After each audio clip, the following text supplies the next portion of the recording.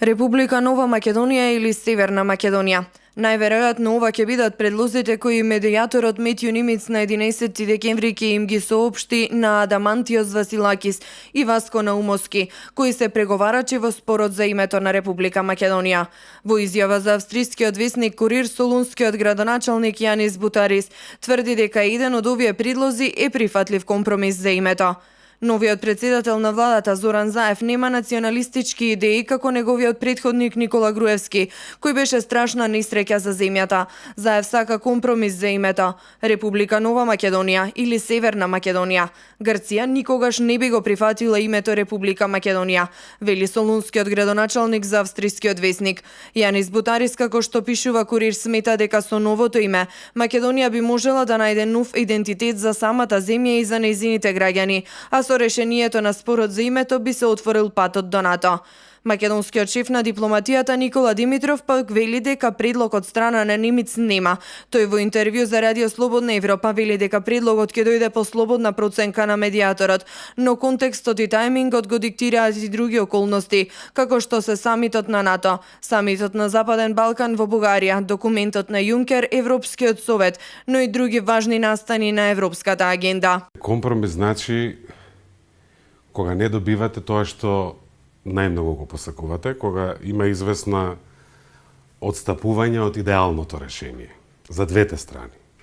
Подразбира исчекор од двете страни и, бидејќи сме во Европа во 21 век,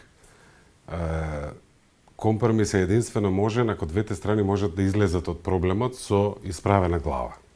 Тоа значи дека клучните грижи на Македонија и клучните грижи на Грција треба да бидат покриени. Македонија не смее да се плаши да влезе во овие преговори и ние ќе влеземе во овие преговори со добра верба, во обид да ги надминеме разликите.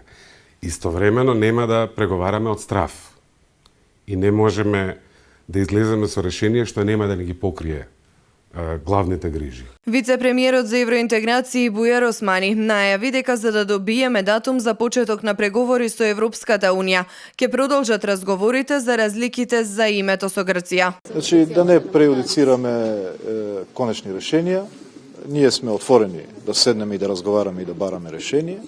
Очекуваме кој ќе биде предлогот на медијаторот Нимиц и согласно предлогот ќе се вратиме и ќе разговараме за да постигнеме национален консензус. Меѓутоа, апсолутно сметаме дека треба да се најде конечно решение, бидејќи се ова се историски моменти кои што ги имаме пред нас за да ја обезбедиме иднината на државата и на генерациите кои што доаѓаат. И грчкиот министер за надворешни работи Никос Кодзијас неодамна изјави дека сака да го реши спорот со името на Македонија во првата половина на 2018 година, бидејќи во 2019 ќе треба да се одржат парламентарни избори во Грција.